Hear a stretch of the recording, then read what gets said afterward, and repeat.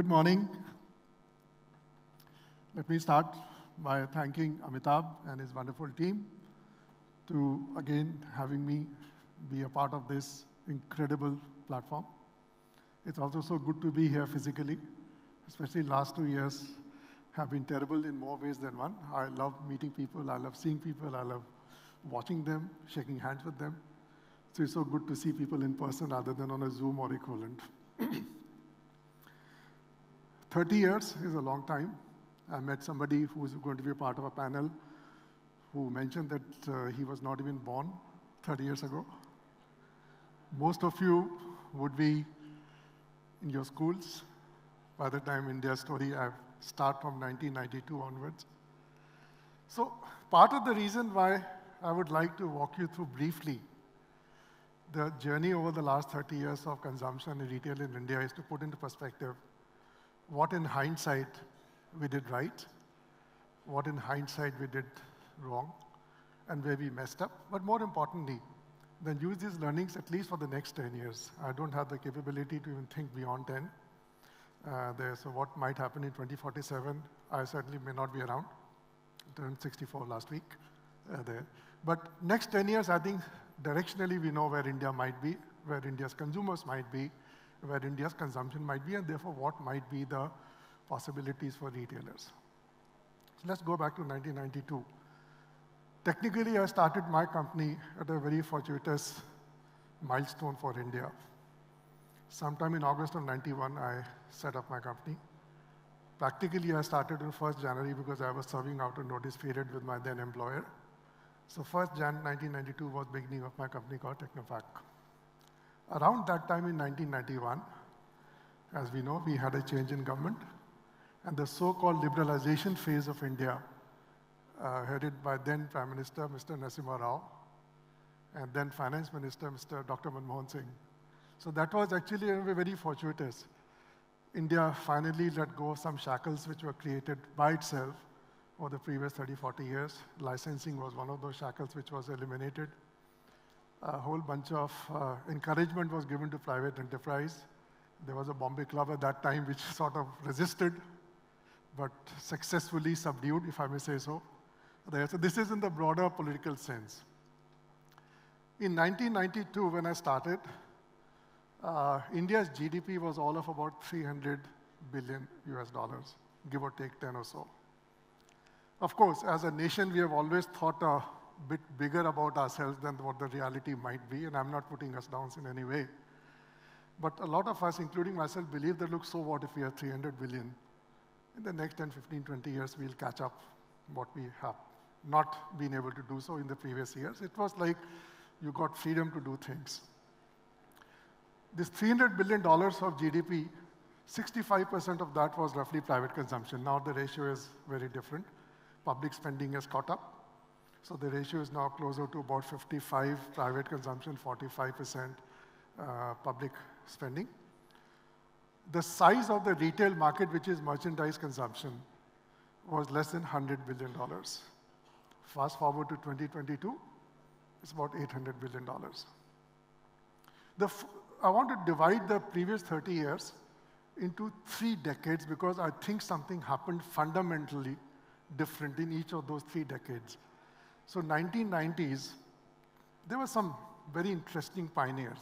Shoppers Stop had just started in 91, the first store in Andheri. I remember traveling to Bombay to seeing it.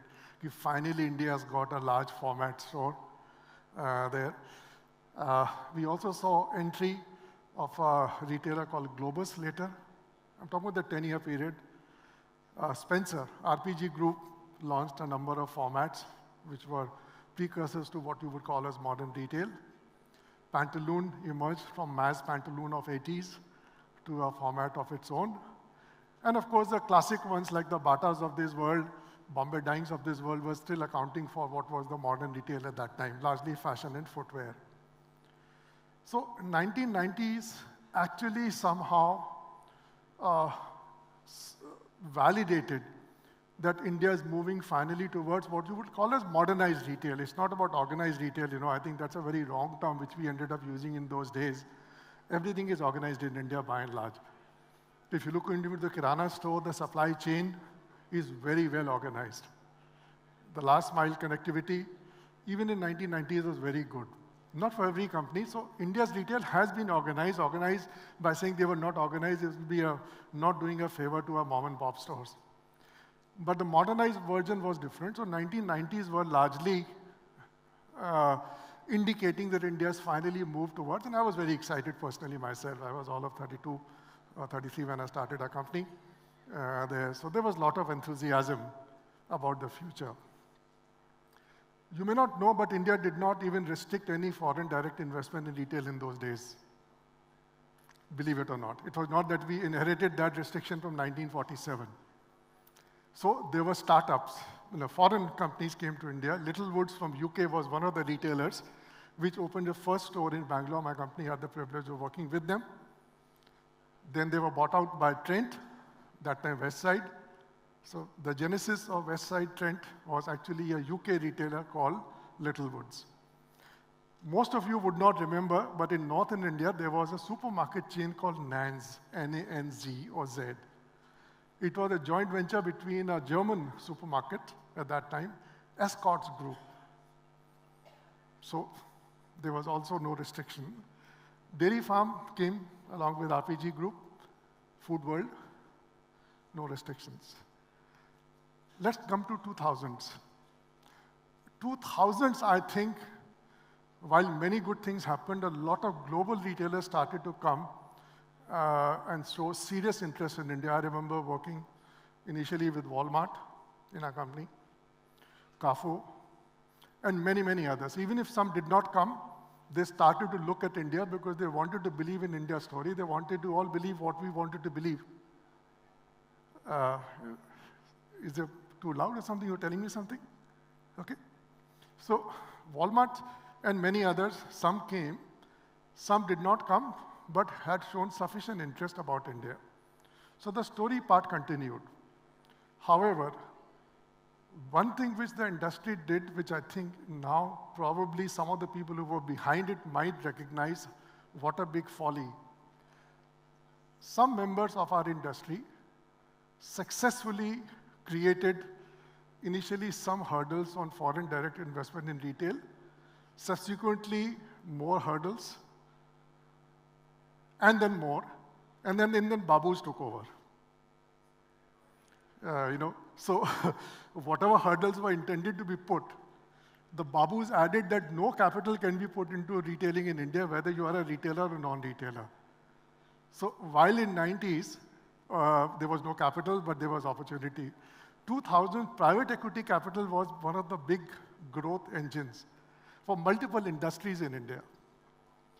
Unfortunately, our Babus, in their wisdom, supported by some of the people behind the scenes who were actually giving fuel to this fire, they prevented even FDI through capital. And they said, no, but foreign retailers can come, they can set up a subsidiary who can provide capital, and there's an indirect way of entering, blah, blah, blah, blah, blah, whatever else.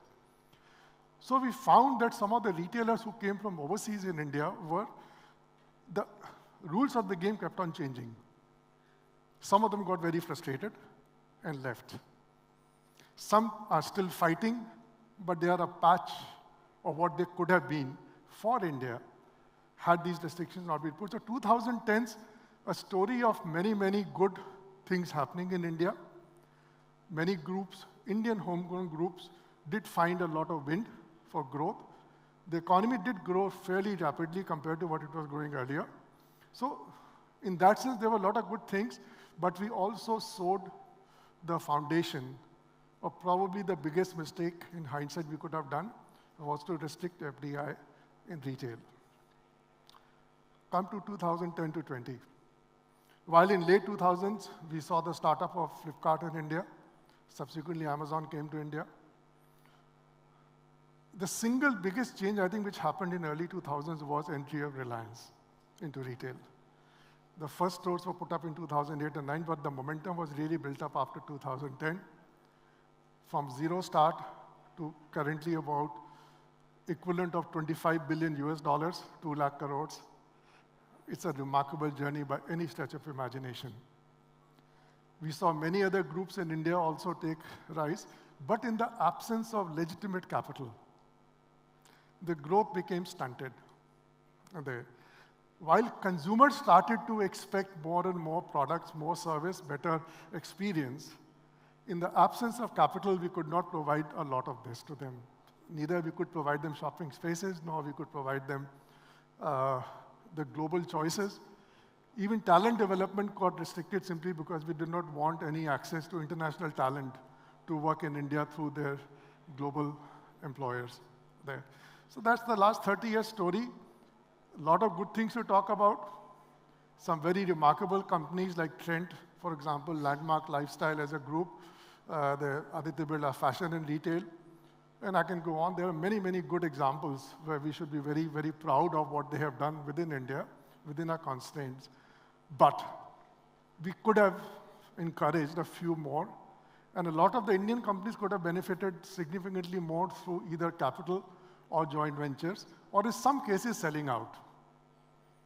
Because like I know as an entrepreneur myself, every entrepreneur, barring a few exceptions like Mr. Ambani and a few others, have this limitation that we can take our businesses only this far based on our own vision and capability. At some stage, we should be modest, humble enough to realize that now it is beyond my capability. Let somebody else who has more capability than me take over the business which I have started or incubated. But for that also, you require a level playing field for companies to come and buy you out, fully or partly. That could not happen in India because who would buy a business? Typically, a retailer who is in the business will only buy you out from overseas, who has the capital to pay for it, and also has the capability to expand there. Next 10 years. The good news for India is on many, many counts. I was telling a short while ago to some of the people I was chatting before we started this session that while technically I cannot go back to 1992 when I started my company, I'm 64 now, I was much younger then. Having said so, I want to, in my own company, go back to my thought process, what was in 1992, to build a company from zero.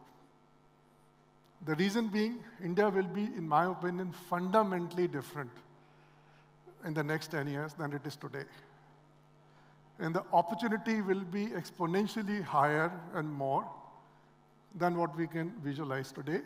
So might as well not get constrained by what I've done in the last 30 years. Let's only focus about what needs to be done for the next 10. If something can be retained from the previous 30, so be it. What is going to be the fundamental change? So let me mention a few. And then I'll conclude in the next 5 minutes because we have a panel after that to discuss some of these points. So 1992, India GDP, $300 billion. 30 years later, 10x, 3.2 or so. But 10 years from now, it'll be 1.5x of what we are today on a conservative basis. We would be a $7.5 trillion economy, 7.5 by 2032. That's assuming a real growth rate of only 6.5%. And inflation of about 4.5%. A rupee dollar not having too much of adverse parity over these 10 years' time. There are reasons to believe that our rupee may not necessarily depreciate every year significantly as more foreign capital and inflows happen to India and more exports happen as well. But that's my hypothesis. With this hypothesis, nominally, we should be $7.5 trillion. What it means, basically, we're likely to add another $4.5 trillion of additional size to our economy compared to today. Look into retail. If today is about $800 billion, merchandise retail I'm talking about, very likely we will be closer to $1.8 trillion in the next 10 years. Will it be the biggest consumer story? Absolutely no. We still have got decades to go. So I think biggest is still a hyperbole as far as we are concerned. But at $1.8 trillion, we will be a very significant retail market, maybe overshadowed a bit, only of course by the US, by China, perhaps by Japan, maybe Germany there. But we will be still in top 4 or 5 consumer markets, even for merchandise. Now, this $1 trillion of additional consumer spending on merchandise, I'm not even talking about services, which is a separate thing altogether in terms of opportunities. The good part again is like this, there are per capita income in 1990s, despite our wanting to believe that no, we'll use purchasing power parity, we'll use this, whichever we want to stretch it.